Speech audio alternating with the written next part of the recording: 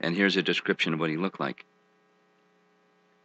Thereafter, from the southern side of the sacrificial fire known as Anvaharya, came a fearful personality who looked like the destroyer of the entire creation at the end of the millennium. And then several verses. Like arrows released in the 4 directions, the demon's body grew day after day, tall and blackish. He appeared like a burnt hill and was as lustrous as a bright array of clouds in the evening. The hair on the demon's body and his beard and mustache were the color of melted copper, and his eyes were piercing like the midday sun. He appeared unconquerable, as if holding the 3 worlds on the points of his blazing trident. How'd you like to meet this guy down the alley? Dancing and shouting with a loud voice, he made the entire surface of the earth tremble, as if from an earthquake.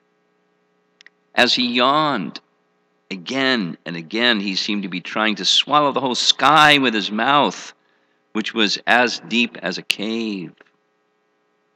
He seemed to be licking up all the stars in the sky with his tongue and eating the entire universe with his long, sharp teeth. Distribute a book to this guy? No. Seeing this gigantic demon, everyone in great fear ran here and there in all directions.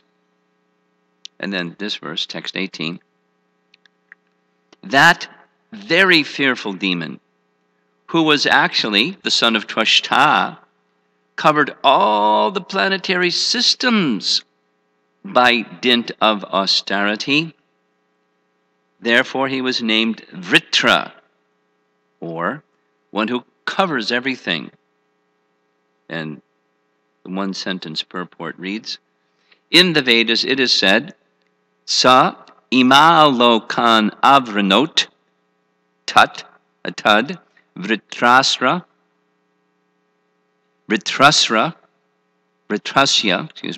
vritratvam. Or, because the demon was covered by all the planetary systems, his name was Vritrasura. And I'm going to continue. Text 19. The demigods, headed by Indra, charged the demon with their soldiers, striking him with their transcendental bows and arrows and other weapons, but Vritrasura swallowed all their weapons. Yummy. Text 20.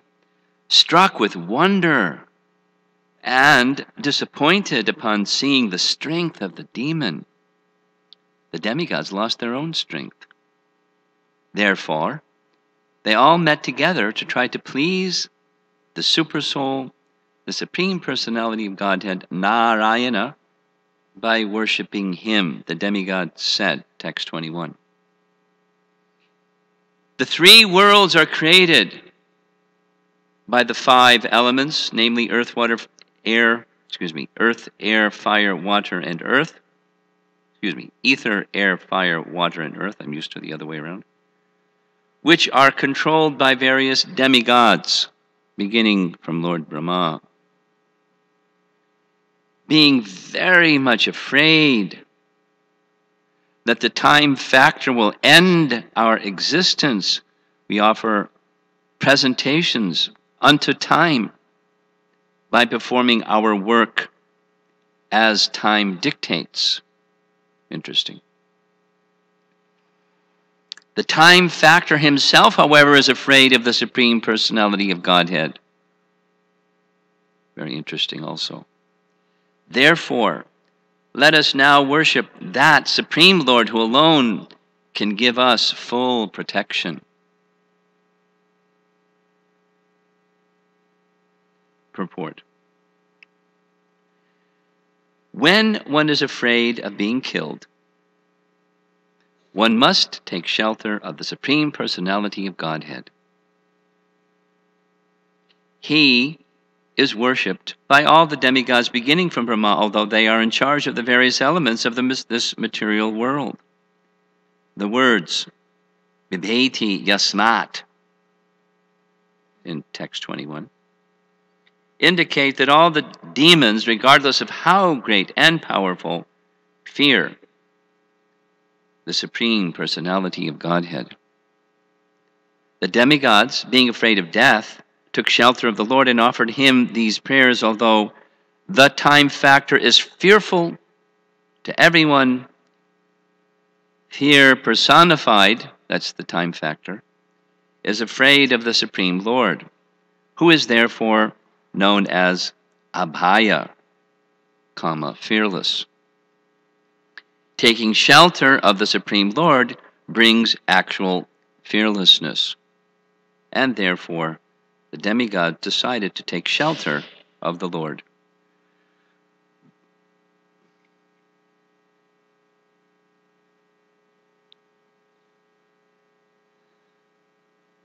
So a few things. What is, again, making reference to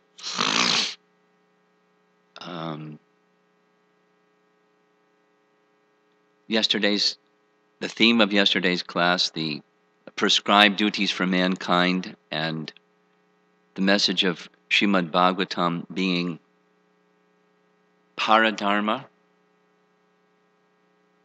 So we know from the first verse of Bhagavatam, Savai Pungsang Paro, or not first verse, the second chapter, Savai Pungsang Paro Dharmo Yato Bhaktir Adhok Sajay. The Srimad Bhagavatam is teaching Paradharma. Again, going back to the beginning of this canto, how to counteract sin. And there's different divisions of methods, and the religions are made up of some of this and some of that and some of the other. That makes different religions, but the principles that religions draw from, Karma Kanda, Jnana Kanda, and we'll say Bhagavat Dharma. So the Bhagavatam is propounding Bhagavat Dharma. And the demigods, although they're mixed, they're not Shuddha Bhaktas, they're Bhaktas, and because of that bhakti, they're very dear to Lord Vishnu. And so this is a situation where they're reaping the results of sin.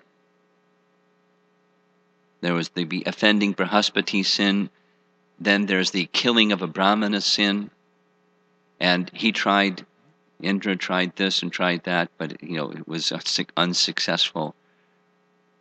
His austerities, his dividing up the rest of the reactions with others, but it's insufficient.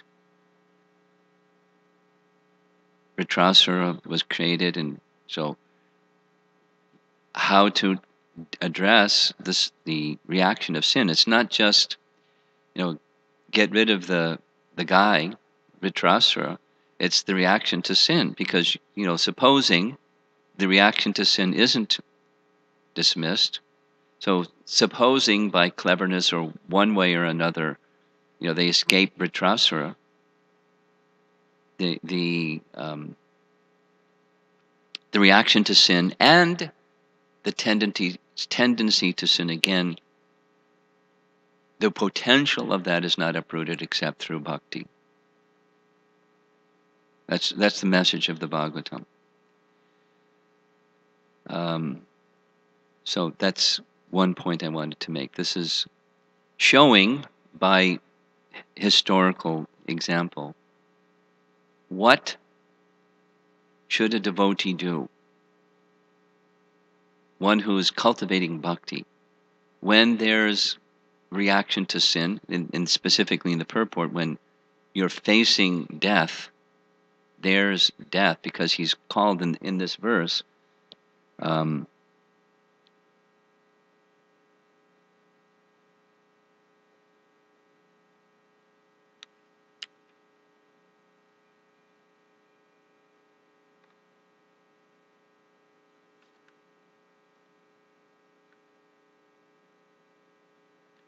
Parama Daruna.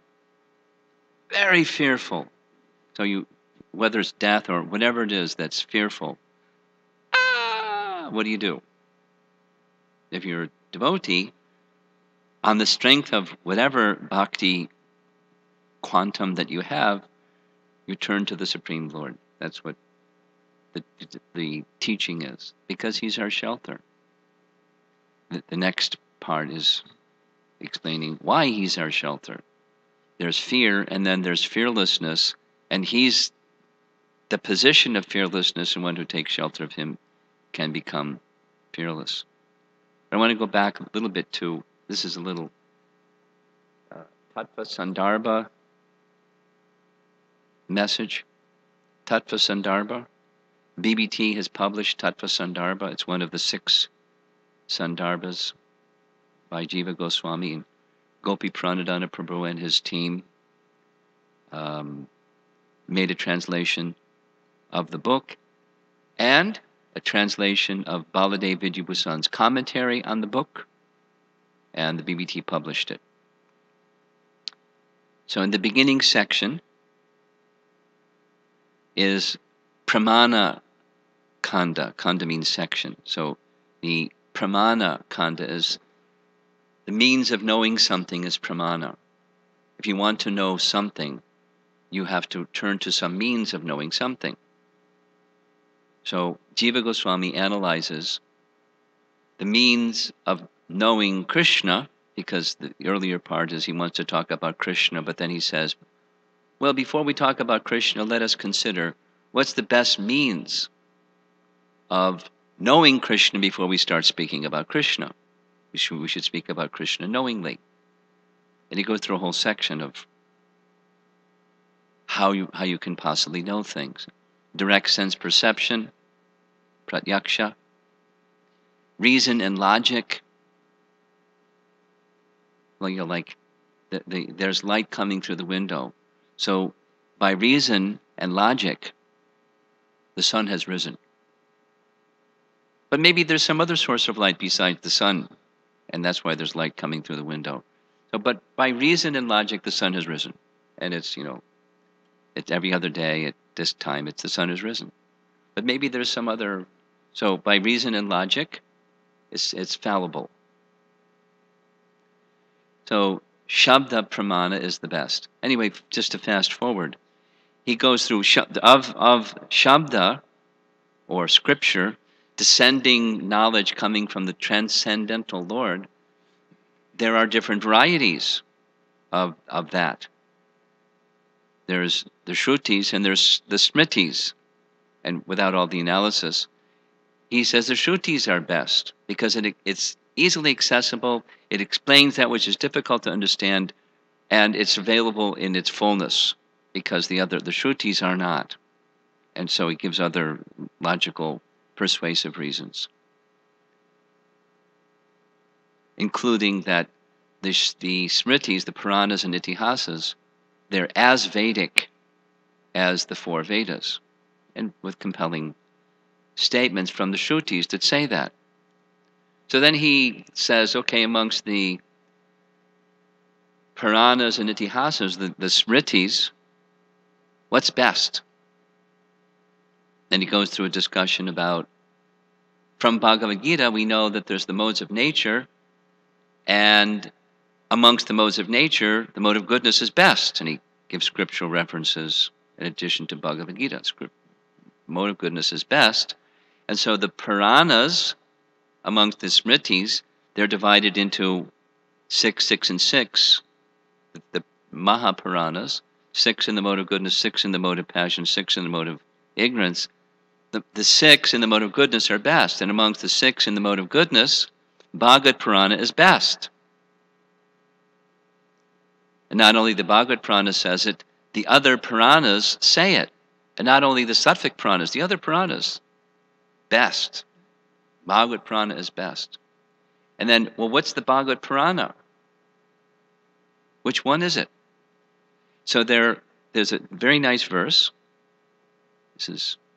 All of this is to lead up to this verse. From the Matsya Purana, one of the Sattvic Puranas, that says, this Bhagavad Purana is best. And which one is it? It's 18,000 verses. So the Bhagavatam is 18,000 verses. It speaks of the killing of Vritrasura, exactly what we're describing. It has commentary on Gayatri Mantra, and it speaks of Hayagriva Brahma Vidya, Lord Hayagriva giving transcendental knowledge. So, in the commentary by Baladev Vidyabhusan about this, he explains there are some, I don't know how many, but there are some that say that's the Devi Bhagavat. Now, we're not so familiar with Devi Bhagavat, but there are people that are familiar with Devi Bhagavat, and they're fans of, they're Shaktas, the worshippers of Devi. And Devi Bhagavat has 18,000 verses. And Devi Bhagavat speaks of this pastime, which means the Vritrasura pastime. The other Puranas, Padma Purana and Vishnu Purana and the other Puranas, they don't. They speak about Krishna's pastimes in Vrindavan, so many things that are in the Srimad Bhagavatam also. But they don't speak about Vritrasura being killed. But Devi Bhagavat does. So if you're interested in, the commentary, you can go read it. Get a copy of the BBT version, please, of Tattva Sandarbha, and it goes something like this. Devi Bhagavat does not give commentary on Gayatri Mantra. The scholars of the Shakta school, they say, oh yes it does, and they give their reference, but it doesn't. And there's Vaishnava scholars that say it doesn't because with the indication within the Bhagavatam, within the first verse, it's in the first verse and elsewhere as well, there's indication of Gayatri Mantra being explained, including the very same words that are in Gayatri Mantra. This is the Brahma Gayatri Mantra in the first verse of Srimad Bhagavatam.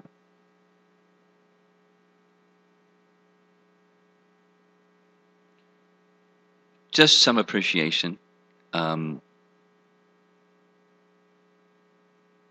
Bhaktivinoda Thakur, you all know who is Bhaktivinoda Thakur.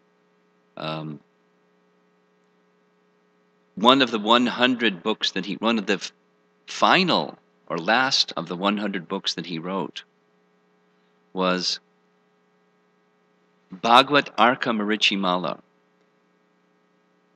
It's a mala means like a string or a garland of verses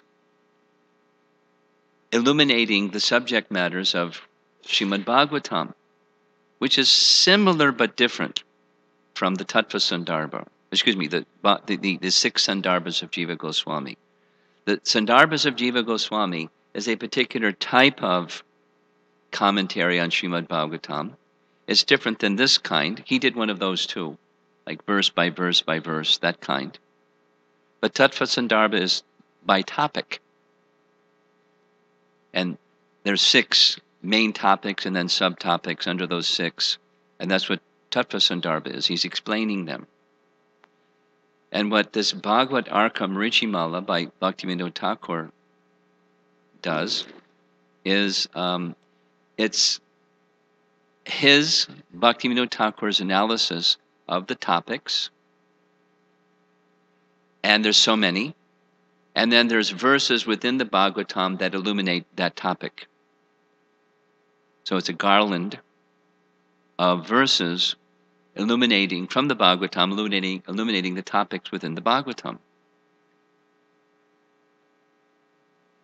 And at the end of the book, Bhaktivinoda Thakur puts a little addendum. And in the addendum, he says, I'm going to disclose something that perhaps shouldn't be disclosed. But to make it very clear to the reader, I'm going to disclose it, that Rupa Goswami came and personally instructed me to write this book. And he gave a special appreciation of the first verse of Bhagavatam and its meaning. And so that's the source of Bhagavad Arkamrichi Mala. And this first verse has its commentary on the Bhagavatam embedded within it. And if you're guided by such acharyas as Bhaktivinoda Thakur or Rupa Goswami guiding Bhaktivinoda Thakur, then it's illuminated. And otherwise it's not. It's another verse. But the Bhagavatam itself says, and others than the Bhagavad Purana say, the Bhagavatam is a commentary, among other things, is a commentary on Gayatri Mantra. Bhagavatam is a commentary. So Gayatri Mantra is from the Rig Veda, and it's considered amongst mantras, amongst Gayatri mantras. Brahma Gayatri is Gayatri is the queen or the ruling personality of mantras. So it's special. And the Bhagavatam explains it in the first verse and then the whole thing. So there's more and more to be described.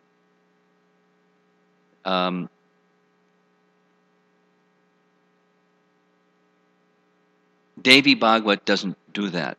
Devi Bhagavat doesn't illuminate or give commentary on Gayatri Mantra, nor does it have this Hayagriva Brahma Vidya. Hayagriva gave the knowledge of the Vedas. It's described in the Srimad Bhagavatam. It's not described in Devi Bhagavat. So in other words, what we're reading, so back to the verse, what we're reading is a section which distinguishes, among other things, it distinguishes Bhagavad Purana from all the other Puranas as being the superlative, the best, the emperor amongst kings, the best amongst all evidences. So, sometimes, practicing devotees, we meet people that aren't Gaudiya Vaishnavas, but they have some other teachings. Maybe even they're Vaishnavas. Like, let's say a classic one is Sri Vaishnavas accept that Narayana is the supreme. Why?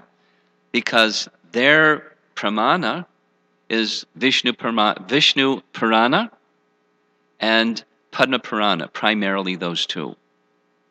And in those two, it speaks of Narayana as the source of all avatars. So that's their conviction. And they have their pramana to support it.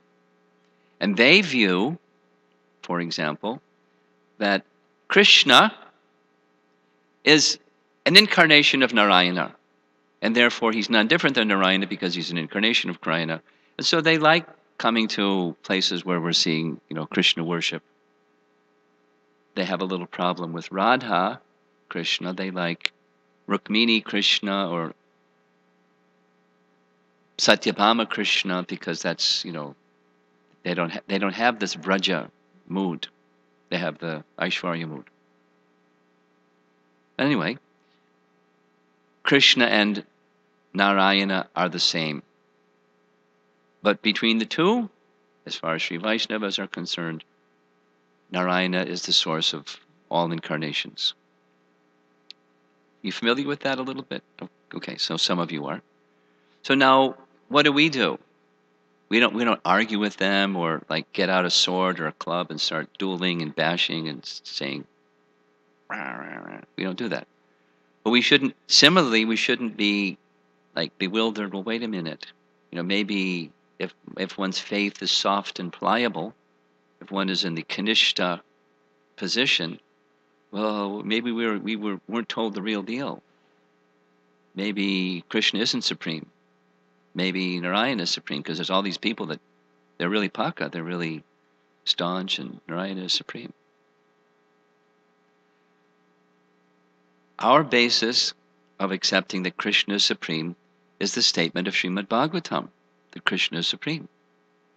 And we accept Srimad Bhagavatam amongst the Puranas to be the topmost of the Puranas, because the other Puranas are sattvic or mode of goodness Puranas, but the Bhagavatam is Shuddha Sattva or Vishuddha Sattva. And there's a distinction between the two. It's the chief evidence. And in this chief evidence, it says Krishna is supreme, and that's on that authority we accept Krishna is supreme. Just, as far as scriptural dialogue, we have our other reasons for accepting that Krishna is supreme, and our worship and devotion for him in the way that we do, through disciplic succession, through the mercy of Lord Chaitanya, and so forth.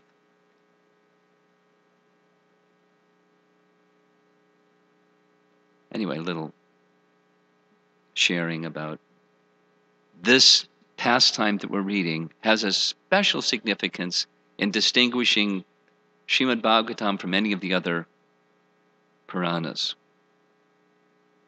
And just a little detail, in the commentary by Baladev, he explains, in the killing of Vritrasura, it's done by Devi, not by Lord Indra. So that, just not to confuse you, but just it's a little appreciation, because it's directly in this verse. The verse reads, Yenavrita ime lokas tapasa twashtra murtina. Tapasa means austerity. There's no description in the Srimad Bhagavatam of that austerity. In the Devi Bhagavat there is description, not necessarily they're like a one-to-one correlation, but when Vritrasura appeared, according to Devi Bhagavat, Baladev explains, for 100 celestial years he underwent austerity. Here it's saying, day by day he grew like arrows in the four directions. So he became very, very, very powerful. And according to Devi Bhagavat, he worshipped Lord Brahma, kind of like Hiranyakashipu did. So he worshipped Lord Brahma, and Lord Brahma came, and Vritra asked for benediction. I mean, all of this is not in the Bhagavatam, it's in Devi Bhagavat. He asked for what benediction would you like? And he said, I'd like to not be killed by this and that and the other thing, like Hiranyakashipu did. And so that was given. And then Lord Brahma went to Indra and said, Indra, I think you should call a truce, because he's really powerful. But worship Vishnu. Brahma advised, worship Vishnu and take help from Devi. Devi will help you with this. So with Devi's help, he befriended Vritra. Vritra kind of like cooled out.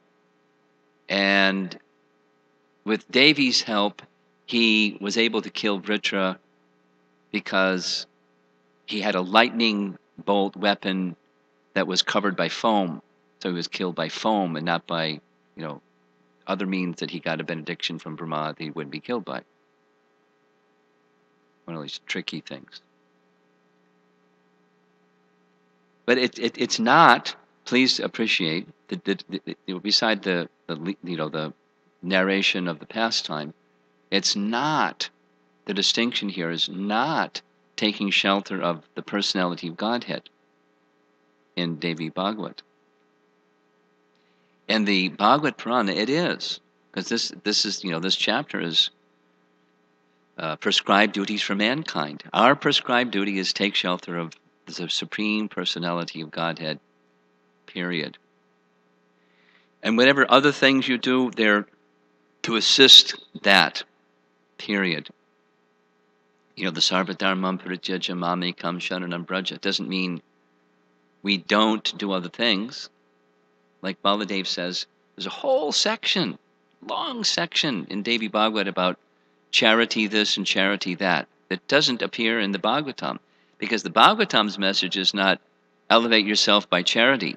The Bhagavatam's message is take shelter of the personality of Godhead, period. And whatever charity, you know, yat karoshi, yadasnasi, yasjahosi, dadasi, that whatever you do, it's let that be as an offering or a worship of the Supreme. It's subordinate to taking shelter of the Supreme. Whatever, anything is subordinate to that. That's the Bhagavat's message, which exactly corresponds with Bhagavad Gita's message, not coincidentally. So the final point is from the final verse that we read, this when the demigods begin making their prayers. This is text 23. The demigods are demigods. They're controllers of the creation of Lord Brahma, or ultimately the creation of the Purusha avatars, the three Purusha avatars, Mahavishnu, Garbhadakshay Vishnu, and Kshirodakshay Vishnu. They're empowered personalities that look after the universe. So they're saying, you know, there's these five elements the universe is made up of. We're receiving our power from the Supreme Lord to do that, but we are afraid of death. Because they, you know, Vritrasura represents death. Exactly what's in this verse on the board. Very fearful. Representing death. That's the fear of death. And then they say, being very much afraid that the time factor will end our existence, we offer presentations unto time by performing our work as time dictates. There are verses in the Shruti mantras, Prabhupada quotes some of them in the Bhagavad Gita purports, where out of fear of the Supreme Lord, the wind blows, out of fear, the sun shines, out of fear, you know, the demigods are, you know, they're obedient, yes, sir. They have bhakti, but they also have fear. So out of fear of time, you know, the destructive feature of material existence, they're dutiful. Then they say, the time factor himself, however, is afraid of the Supreme Lord. Now what's that? Because we know in Bhagavad Gita, Krishna says, time I am, which sounds like, you know, Krishna and time are identical. But elsewhere, like for example in Brahma Samhita, time is identified as a Shakti, Kala Shakti. And Kala Shakti means an energy. And there's eternal time. Here's this time topic again. There's eternal time, and eternal time is of the internal potency. It's eternal, Sat. However, there's transformations when Rama Devi understands that Mahavishnu wishes for Pradhan, the reflection of Rama Devi, to have some service. She, Rama Devi, transforms her energies into the time that we know. This Kala Shakti that brings things into being, holds things into being, and when withdrawn, destroys things, everything. So it's, you know, the time as we know it, that kind of time. That kind of time is afraid of the Supreme Lord. Everything in this material world has that position. And we, as followers of Bhagavat Dharma, are being trained by this verse to go on the other side of fear. on the other side of time that destroys, on the other side of fruitive activities, on the other side of material existence. How? Take shelter of the Supreme Lord. That's Bhagavat Dharma. That's the prescribed duties for mankind. So they are saying, finally, therefore, let us now worship the Supreme Lord who alone can give us full protection. They can make us fearless. I mean, the immediate thing is, look at this guy, Vritrasura, yikes. And we tried, but he just swallowed our weapons. We're all going to die. Vishnu, Vishnu. So please take away the fear. But the higher principle, for those who take shelter of Vishnu, the higher principle that the Bhagavatam is teaching is come to the position of transcendental time, where you're not afraid of time, you're not afraid of death, you're not afraid of anything. You become fearless because of taking shelter of He who is fearless. So here's the purport, and I'll end. The demigods, reading from the purport, the demigods, being afraid of death, took shelter of the Lord and offered Him these prayers. Although the time factor is fearful to everyone, fear personified is afraid of the Supreme Lord. Fear personified is time. Everyone's afraid of death, or how the destructive feature. Let's say, a hurricane or a tornado or tsunami or earthquake or, something that mass destruction. Go live in the Ukraine for a while or something. I just spoke with Naranjan Maharaj. Boy, it's really, they're on pins and needles. What's going to happen? Anyway, Krishna will protect them, but the atmosphere is very dangerous. So what do? You take shelter of Krishna.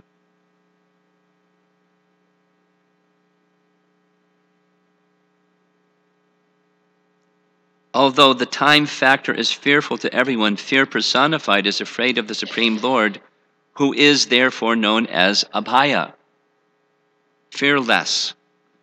He is fearless, and one who takes shelter of Him becomes fearless.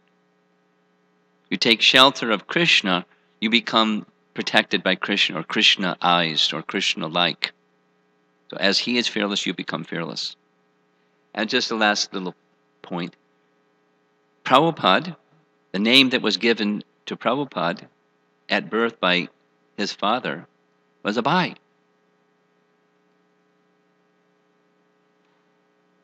Fearless. It's a name. It's not just like a quality.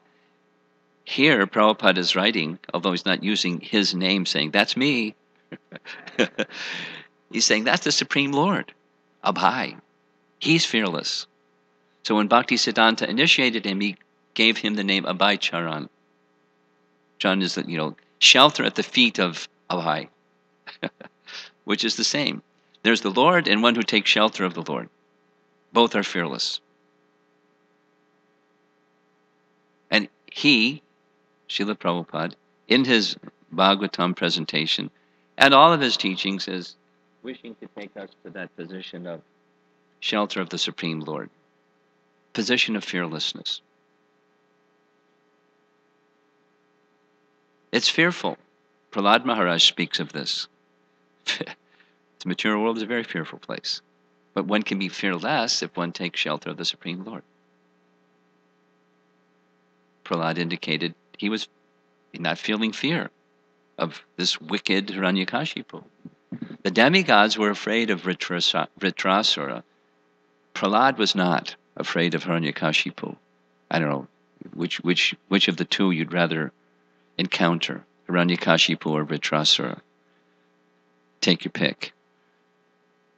But even something that's so outrageous, we have things that make us afraid. But Prahlad is not afraid. Indra and the demigods are afraid. One becomes Prahlad-like or fearless by taking shelter of Abhaya, the one who is fearless. He is feared by fear personified. And last, in Queen Kunti's prayers, she is amazed that he, Krishna, who is feared by feared personified, is afraid of the stick in Mother Jasoda's hand. Little stick. He cries. So she throws away the stick because she doesn't want to see Krishna crying. And it's not like play or like, like a drama. Oh, I'm supposed to be afraid, and he cries because Mother Jasoda will then feel maternal affection if I cry. Not that. That's easy to understand. It's just play acting. But he was afraid. He who was feared by fear personified was afraid of the little stick in Mother Jasoda. Just see the exalted nature of Mother Jasoda. How Krishna is controlled by the love of Mother Jasoda. So we're not Mother Jasoda. But we're devotees, and we're carrying some bhakti in our heart, and that bhakti is attractive to the all-attractive. He's attracted. So let us offer that bhakti to the Supreme Lord, and we become fearless. That's the Bhagavatam teaching. Whatever the situation, big, small, or in between, and complex and simple, or whatever it is, life is filled with all of it. Take our devotion to the personality of Godhead and offer ourselves in shelter to the personality of Godhead. Please give us shelter. That's the position of fearlessness. Hare Krishna. Any comments? Questions? Yeah. Hare Krishna Maharaj. I have two questions. The first question is, you were saying that the first verse of the Bhagavatam, it gives a commentary on the Gayatri mantra. Should we be able to elaborate on that just a little bit? It's too long. There are terms within Brahma Gayatri which are within the first verse. And the final phrase of the first verse, Satyam Param Dhimahi. Dhimahi is like, that's a flag, or like a flashing light. Dhimahi is particularly appropriate for Gayatri. There are other words that speak of meditation, like in the Ashtanga Yoga system, the last three, Dhyana, Dharana, and Samadhi. It's meditation. And there are other terms that indicate meditation. Dhimahi is specific to Gayatri. So it's a hint. Satyam Param Dhimahi. Gayatri, some people think Gayatri is this and that and the other thing. It's Satyam Param Dhimahi. And other terms within Gayatri mantra are embedded within the first verse. And then, so there's commentary on the first verse that illuminate, not necessarily, this means that and that means the other thing. It's illuminating. It's in simple language. Gayatri mantra commentary is Gayatri mantra. Brahma Gayatri mantra is not meditation on the sun. It's not meditation on the Brahman. It's not meditation on anything else but the Supreme Personality of Godhead. And the Bhagavatam is description of the Supreme Personality of Godhead in full. That's a short version.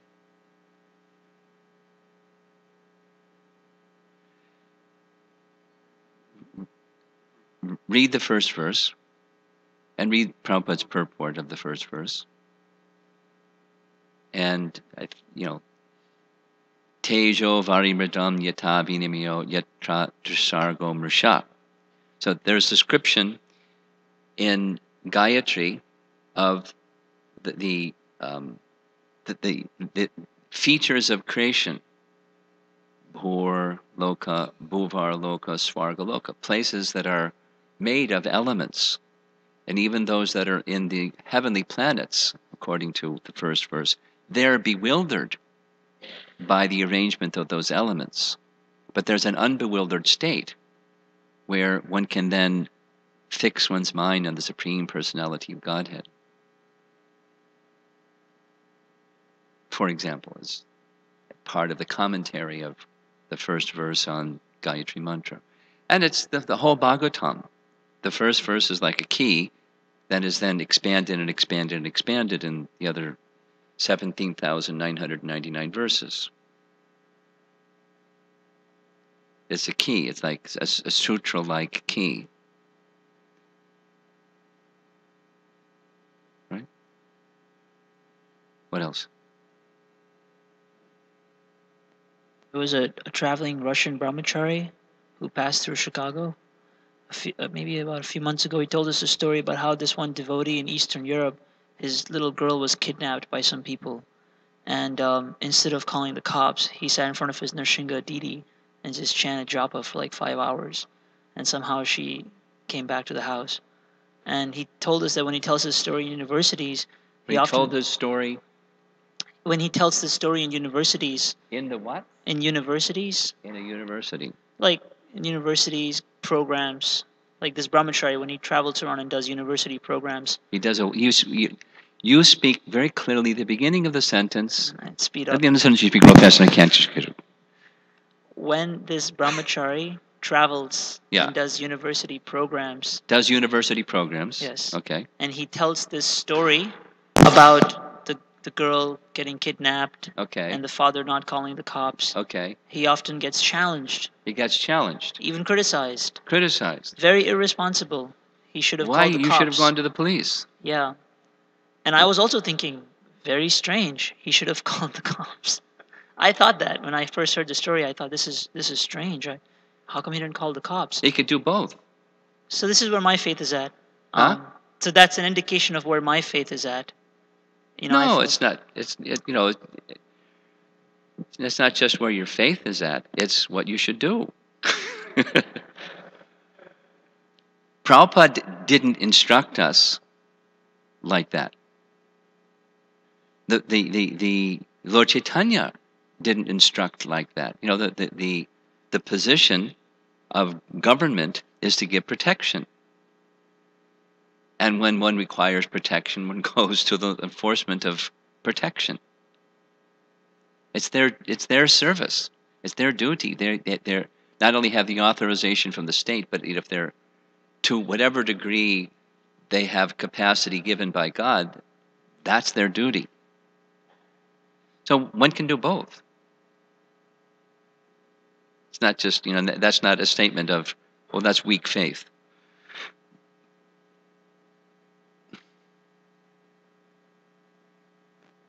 So then the question comes that in our life, like you were advising us to take our devotion to Krishna in times of trouble.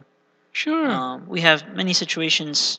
But wait a minute, to take your devotion to Krishna doesn't mean close your eyes.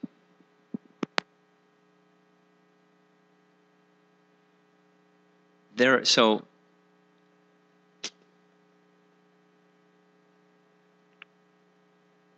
do I need to say more?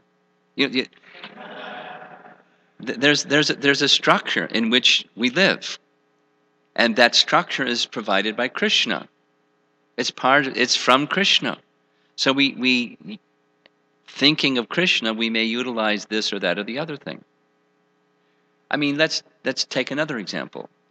You're crossing the street, and you didn't see, but a car is coming wheeling down the street, and well, I guess I should just pray to Krishna and take shelter of Krishna.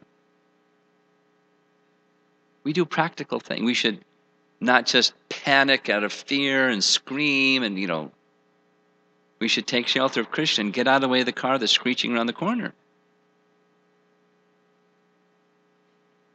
For example.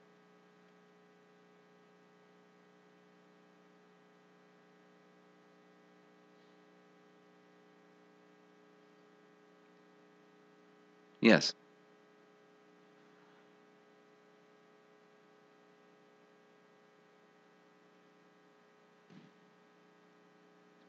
stand by, Prahlad. You can do some more of the same.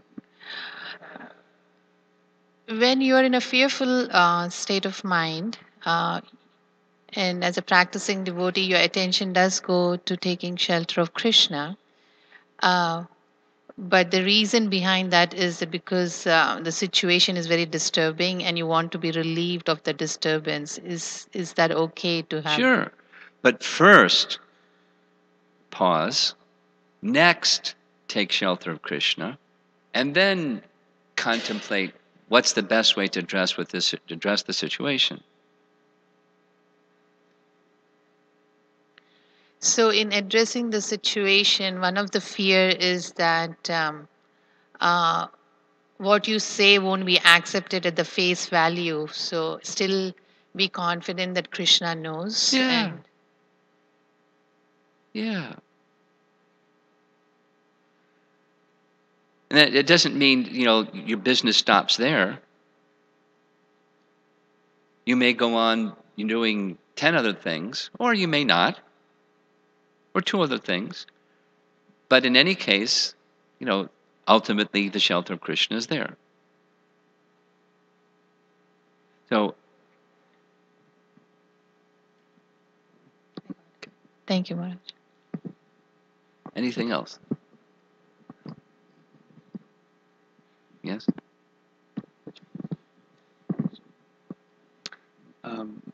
This term taking shelter we hear very often, and I'm just trying to explore more deeply the real meaning. What does that really The real meaning. Because it seems like The an real- overarching. I'm sorry I didn't give you the real meaning. Sorry. Or how to It's a more secret. I can't tell you. It's deeply understand. It seems kind of like a sutra. Taking. Well, let's think of Scripture. What does Scripture say about taking shelter? There are 6 limbs of surrender. So it's each one of those. Those are symptoms or angas of surrender. But the essence of those angas is bhakti. It's Krishna is my shelter. And I go to that place for Krishna's shelter. And then there are symptoms of that. And I may exercise this symptom or that symptom or the other symptom. Cultivate, especially where ones are not so strong. Cultivate. But the basis of the cultivation is bhakti, not just, like physical therapy or something. Right? Just exercise this muscle and build this muscle. Doership. Bhakti is the operative principle. And that's what shelter is, shelter taking. On the strength of knowing that it's Krishna who's the protector of his devotee, it's not my effort. I can't protect myself. I may do some things, but it's that Krishna is empowering those things. And if Krishna doesn't empower those things, so be it. Not like, he cheated me or something. There's protection even in those situations where it appears, oh, Krishna didn't come to the rescue.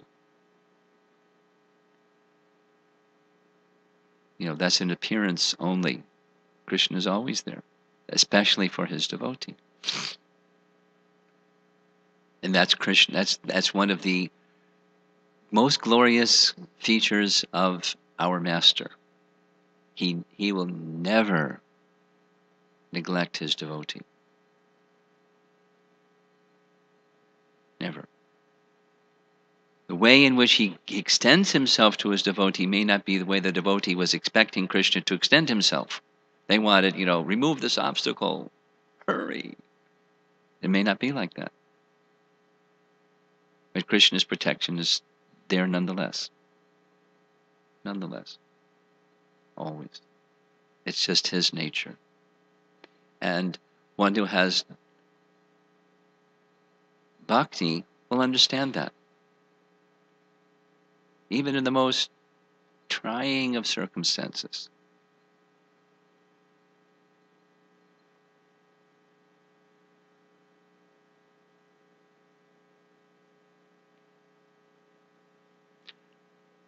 Here's a little sharing from Sri Brahma Samhita on this topic. It's from text 55. It's describing, in text 54, Brahma is speaking of how the Govinda gives to the fruitive workers exactly according to their disposition. They get, he reciprocates. It's he who gives through the agency of his energies, but he who gives. And then there's the devotee who can go beyond that tendency of fruitive work. And Krishna shows this very special quality of being partial to his devotee, although he's impartial. It's because of the devotion. He reciprocates with the devotion.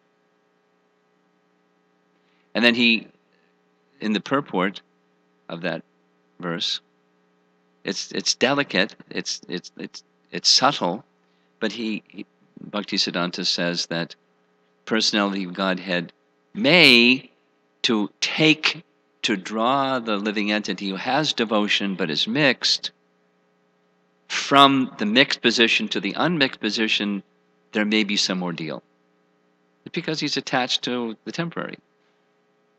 But there's devotion, so Krishna takes him from the attached to the temporary to the position of exclusive devotion through ordeal. And in one of Jiva Goswami's 6 Sandarbhas, there's Priti Sandarbha, where Priti, is she here? Priti means affection, love. So in Priti Sandarbha, Jiva Goswami, outlines stages of prema. And one of the stages of prema, he quotes, it's raga. It's, from Mahabhava is topmost, and here is prema, so it's like ordinary prema.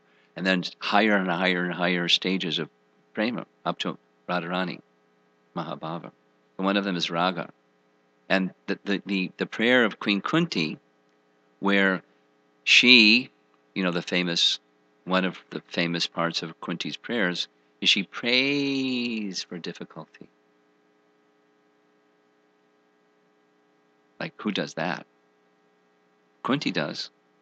Because the reasoning is, when there's difficulty, there's intense dependence upon Krishna, and Krishna comes.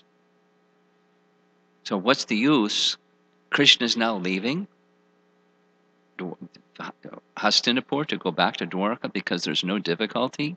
He came because there's difficulty, and he removed the difficulty. Bring on the difficulties, more and more and more, because Krishna's there. Jiva Goswami says this is an example. It's not like, we can't, it's foolish to imitate such a thing, and we wouldn't anyways. But it's a stage of raga, a stage of a higher stage than the introductory stages of prema. It's a matured stage of prema, where more important than anything is Krishna's association.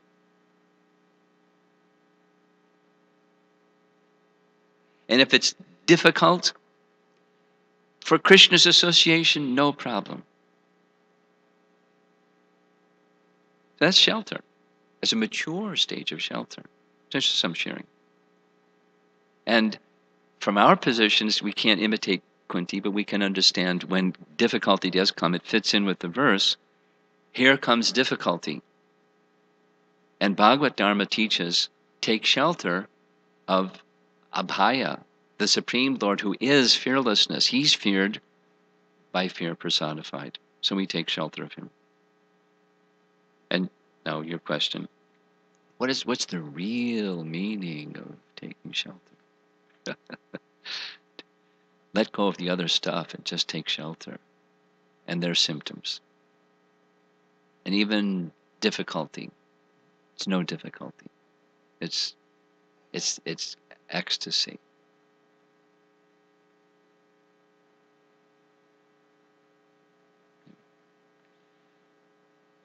I think I'm going to end. You have a question? Okay, let's do this. And then we'll end. Hare Krishna Maharaj. I want to know a little bit more about the eternal time. About the what? Eternal time. Which of time? The eternal time. Action? Eternal time. You want to know about eternal time? Let's go. Sat. It's the nature. We discussed it yesterday, didn't we? Or somewhere along the way here. In the spiritual world, Vaikuntha, Goloka, the absence of time as we know it exists because their time is eternal.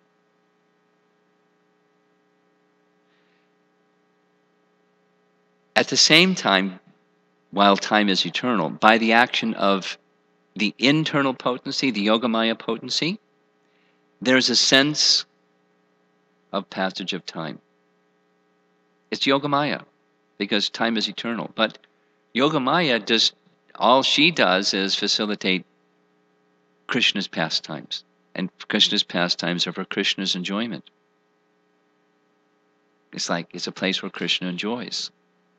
And he enjoys eternally. But there's variety in that realm of enjoyment. And so it appears that there's passage of time.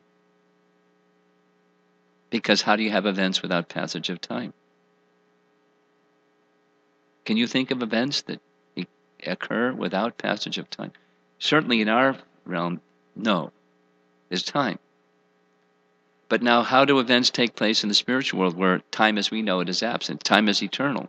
But it's Yogamaya acting to give the sense of passage of time. Let's take two examples. Brahma Vimohan Leela. You know that one? Brahma stole the calves and the cowherd boys. And he came back.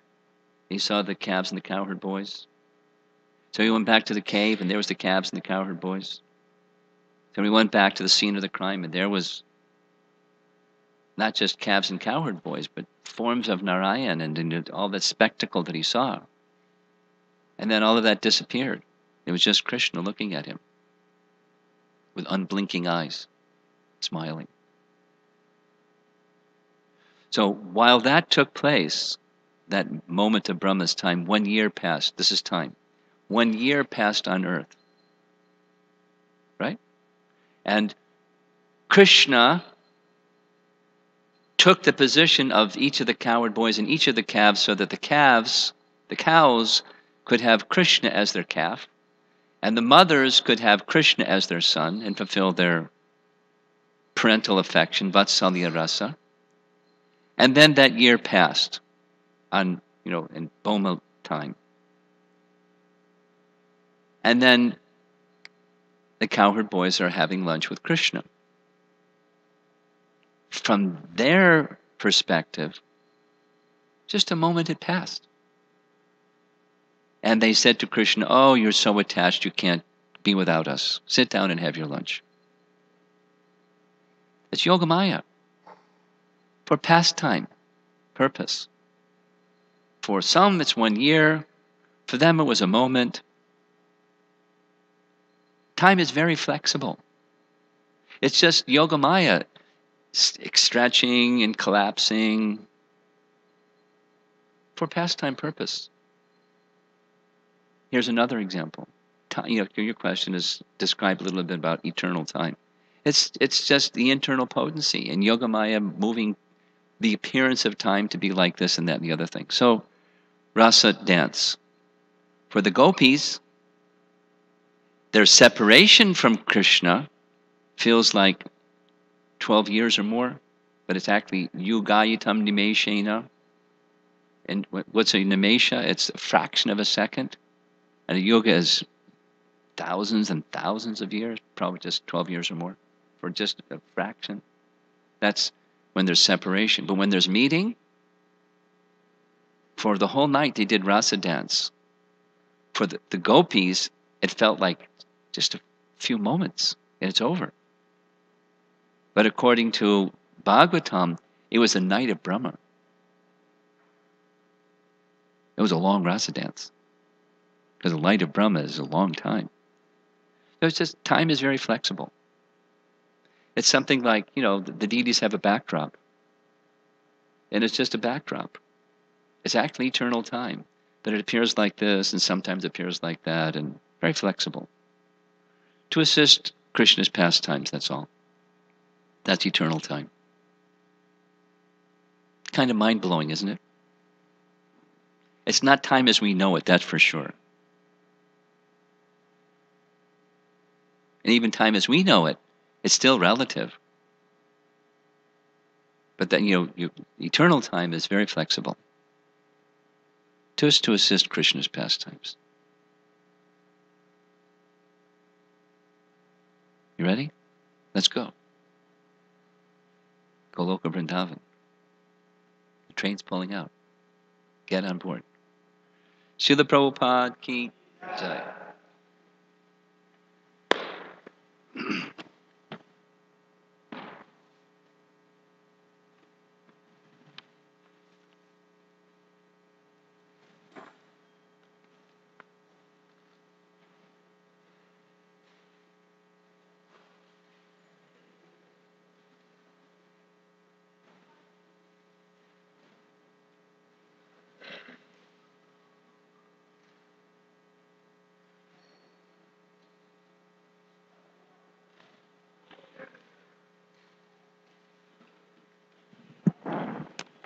Hare Krishna. Haribol Brahmacharis will have our meeting downstairs in the usual spot.